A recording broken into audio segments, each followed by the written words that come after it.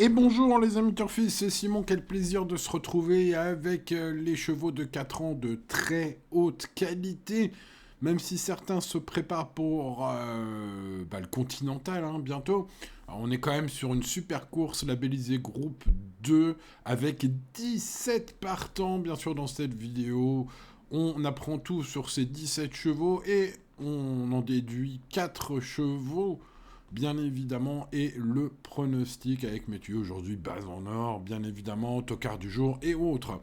Bon, commençons par le commencement, si vous le voulez bien, les amis. On met le petit pouce sur la vidéo, on s'abonne si c'est pas encore fait, et let's go.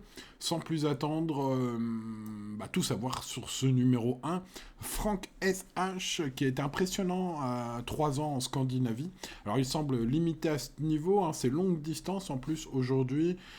Ces 3 sorties de la saison, c'est vraiment pas terrible. Il trouvera probablement des engagements plus favorables plus tard. Il affronte l'élite des 4 ans mâles aujourd'hui en plus.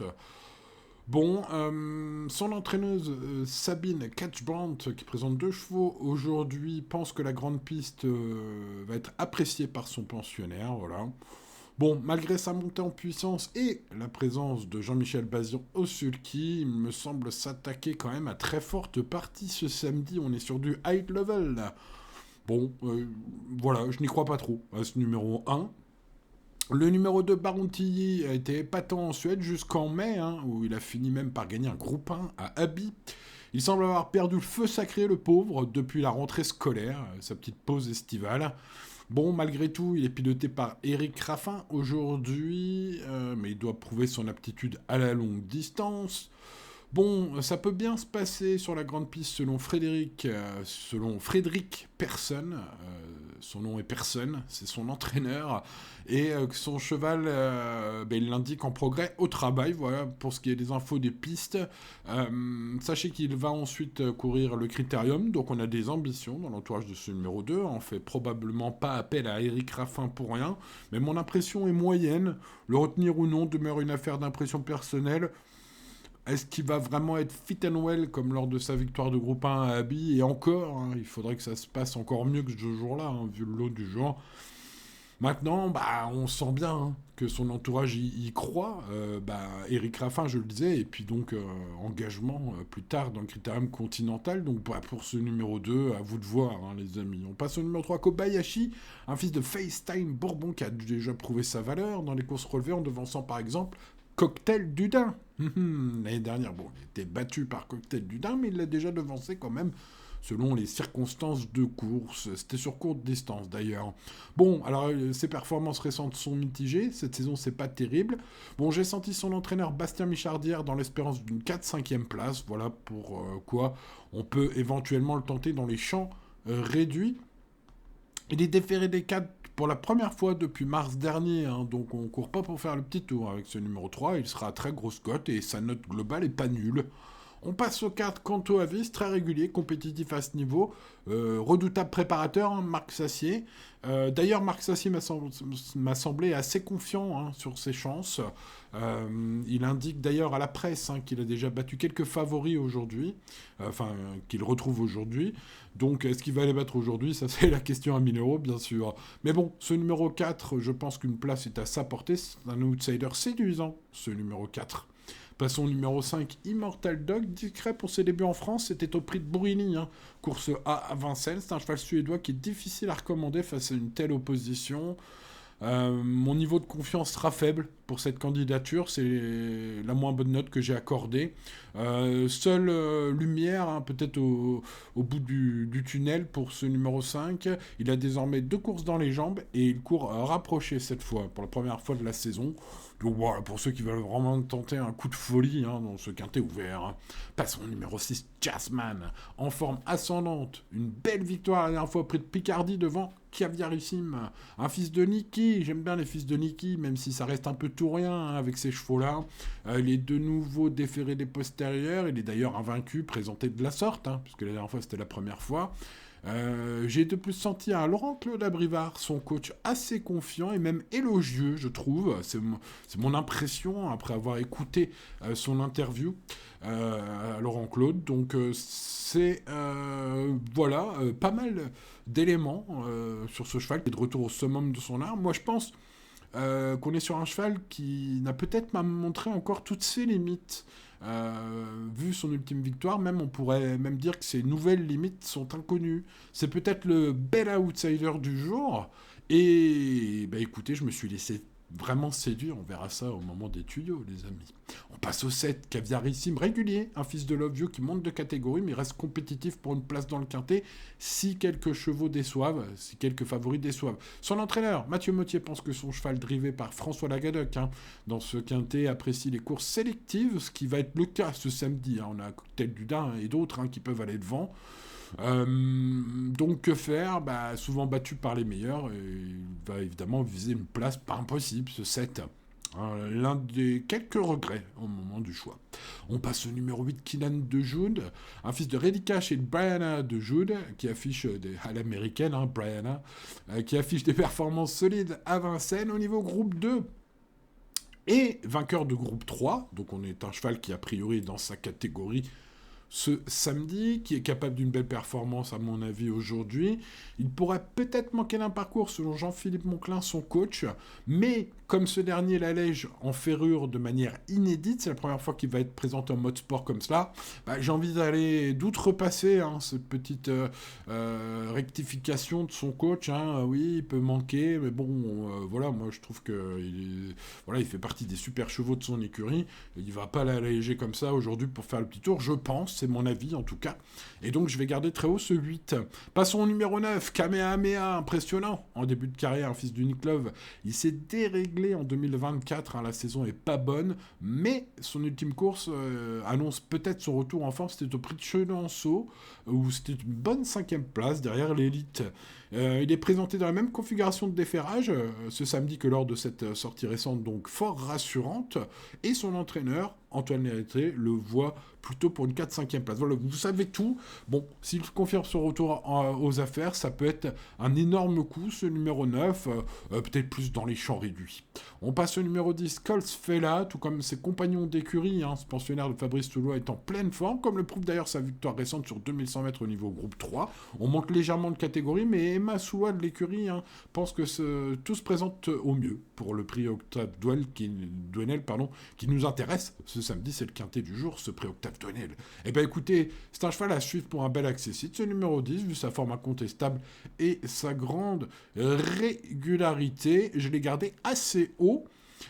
Ensuite le 11, Carlito, un cheval qui est capable d'aller devant et méchant avec Johan le Bourgeois, ils vont s'entendre les deux en diable. Il va probablement tenter de dynamiter ce quintet. Voilà un cheval que je vous conseille en mode ça passe ou ça casse, tout ou rien pour cet élève de Jean-Philippe Monclin. Sachez toutefois, j'ai entendu cette info, donc je vous la livre, que son dernier gros travail mercredi dernier, c'est pas trop bien passé, selon son coach. Voilà ce qui est relaté dans les colonnes d'Equidia, en tout cas. Donc, bon, voilà, j'ai l'info, alors je vous la donne, faites de ça ce que vous voulez, pour ce numéro 11, même si le professionnel ensuite se reprend et s'annonce plutôt rassurant. Bon, bref, il y a du lard et du cochon, allez savoir. Passons au 12, Canada, c'est un fils de Earl, Simon et Davila, que je suis depuis très très longtemps. Il garnit mon bloc-notes au fil de ses courses et de ses fins de course remarquables, sans gagner. Toute la question, ça va être de savoir si le déferrage des 4, pour la première fois aujourd'hui, va l'aider à passer ce petit cap qui lui manque. Ce numéro 12, pour briller à ce niveau pleinement. Théo Duval d'Estaing semble trouver sur la montante à l'entraînement. Bon, les amis, pieds nus pour la première fois. Moi, je vais vous dire ce que je pense. Si ça va bien juste avant course, là, si au niveau des allures, on le sent bien, je vais foncer à la caisse avec ce numéro 12. Je vous le dis tout de go. Passons au numéro 13, Crystal Josselin, dont la victoire dans le prix Phaeton Groupe 2 est restée sans lendemain.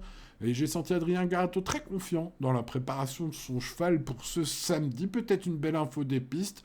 En tout cas, il est annoncé sur la montante. Ce Crystal Josselin mérite peut-être qu'on fasse grand 4 sa candidature. Ça pourrait être une jolie trouvaille. Je m'en méfie fortement, en tout cas, de ce 13. Le 14, Xar sait finir ses courses, mais cafouille un peu, hein, parce que souvent, finir vite mais trop tard, les chevaux, ils sont à 120% pour finir, hein, ils sont plein gaz, mais ils se trompent. On cherche les bons réglages, on plaque devant, il me semble. On fait des ajustements, en tout cas, au niveau des plaques pour ce numéro 14. Une place est jouable en théorie. Je vous conseille ce 14, mais seulement les amis, pour un champ réduit, tout simplement. Voilà, pour ceux qui jouent avec des bases et champs réduits. On passe au 15 Keep Going. Alors j'adore ce cheval. Ceux d'entre vous qui sont membres VIP sur le site, sur mon site internet, ceux qui sont membres VIP l'ont touché à plus de 20 contre 1, voire même 30 contre 1 sur internet lors de sa fameuse victoire dans le Critérium. J'espère que vous en avez profité, que vous avez appelé ce jour-là mon service VIP ou que vous êtes abonné, les amis, et que vous l'avez touché. En tout cas, aujourd'hui il est ferré. On prépare le Continental. Bref, j'ai l'impression que c'est pas pour aujourd'hui, au niveau de ce numéro 15, même si, évidemment, c'est un super cheval chez les 4 ans, évidemment, c'est le vainqueur du Critérium. Donc, à vous de voir, les amis, avec ce 15 que vous en faites. Moi, je préfère garder les cartouches pour la première fois. Pour la prochaine fois, pardon. Killminster, le numéro 16. C'est un cheval américain, les amis, donc c'est compliqué d'avoir un avis tranché. Bon, ce qu'on peut dire factuellement, c'est qu'il a pris 800 000 € de gains aux USA. Donc, il a fait un début de carrière magnifique, montrant un potentiel très élevé. Par contre, son année 2024 en Suède est beaucoup moins impressionnante. J'aime pas du tout son papier suédois. Donc, est-ce qu'il se fait à l'Europe ? En plus, il va falloir que ça se passe bien sur la grande piste, sur la longue distance, où il a tout à prouver. Ce cheval américain, alors malgré son début de carrière de toute beauté, ce n'est qu'un outsider ici, à mon avis. Sachez qu'il travaille bien à Grosbois depuis 15 jours, selon Sabine Catchbrandt, son entraîneuse. J'ai lu ça dans les colonnes du journal Paris Turf, donc c'est peut-être une info que vous prendrez en considération, si vous y croyez. On passe au numéro 17, Cocktail du Dain. Après une belle année, il revient avec de la fraîcheur. Il était seulement plaqué des antérieurs dans le Grand Prix de l'UET la dernière fois, même non déféré complètement aujourd'hui, ça reste l'un des favoris logiques de ce quintet. Sachez que dans son interview d'avant-course sur le site d'Equidia, son driver David Thomas compte sur lui. Voilà, pour reprendre sa citation, donc, donnée au journaliste d'Equidia. Bon, il m'a semblé très confiant, globalement, dans son interview. Voilà, ça reste le grand favori logique, vu ses titres, vu ses 957 550 € de gains en compétition. Évidemment que c'est une priorité, les amis, mais vous me connaissez, à vaincre sans péril, on triomphe sans gloire, et j'ai beaucoup aimé l'ultime sortie de Jazzman. J'espère que la musique sera bonne ce samedi sur la cendrée de Vincennes avec ce Jazzman, dont l'ultime course donc m'a impressionné. Et puis parmi les belles cotes, c'est le cheval qui me semble le bon rapport solidité, qualité-prix, quoi. Voilà, si on voulait parler en langage un peu commercial, si j'ose dire. Voilà, un cheval pépite numéro 6, il va être à belle cote. Voilà, on se le chuchote entre nous. Ensuite, Cocktail du Dain, c'est le favori logique. Alors bon, évidemment, faut le mettre, même s'il n'est pas déféré complètement. J'ai senti David Thomas très confiant, comme je vous l'ai expliqué au cours de cette vidéo. Donc normalement, ça devrait bien se passer pour ce numéro 17. En parlant de mode course, le numéro 8, même si son entraîneur dit oui, il manque peut-être d'une course, tout ça, il le met quand même en mode sport pour la première fois de la saison. Ça me semble être un choix pour un trio qui claque. Ce numéro 8, un choix intéressant. Et puis Canada, alors je précise, je vais regarder les canters avant de jouer ou non ce numéro 12 Canada. C'est un cheval que j'ai repéré 1500 fois dans sa carrière pour des fans de course fini vite mais trop tard plein gaz. Est-ce que le déferrage des 4 pour la première fois va marcher ? En tout cas, ce que je peux vous promettre, les amis turfistes, c'est que s'il vole au canter avec les pieds nus, eh bien, je vais foncer à la caisse pour ce numéro 12. Voilà. Donc là, au moment où j'enregistre cette vidéo, je ne sais même pas si je vais jouer ou pas. Mais voilà, on sera à l'affût sur la piste pour voir s'il vole. Si tel est le cas, je peux vous dire qu'au guichet du PMU, beaucoup ne verront que mon dos. Voilà pour ce 12, 6, 17, 8 et 12. Bon, les amis, on reste raisonnable quand même. Hein. Voilà, les courses restent les courses, vous le savez. Donc le 6, le 17, le 8 et le 12 sont mes 4 bases aujourd'hui. Ensuite, j'adjoindrai le 10 et le 4. On est sur un bon cheval, un Cols Fela, et quant à Vis, ce sont des chances, j'ai envie de dire, logiques. Crystal Jocelyn, le 13, et Kamehameha, le 9, sont déjà plus des tocards, hein. On est sur des belles cotes. Quelques petits regrets seront ensuite glissés dans mon champ réduit également, pour ceux qui ont suivi, évidemment, cette vidéo complètement. Merci de votre fidélité, les amis turfistes. Il ne me reste plus qu'à vous souhaiter bonne chance, bien sûr, si vous la tentez ce samedi. Et si vous avez oublié au cours de cette vidéo, et si cette vidéo vous a plu, bien sûr, évidemment, mettez le petit pouce. N'oubliez pas de vous abonner si ce n'est pas encore fait. Vérifiez cela hein, dans les paramètres, si vous êtes bien abonné, si vous avez bien activé la cloche pour ne rien manquer. Bien évidemment, merci de votre fidélité et à demain pour de nouvelles aventures. Ciao, ciao.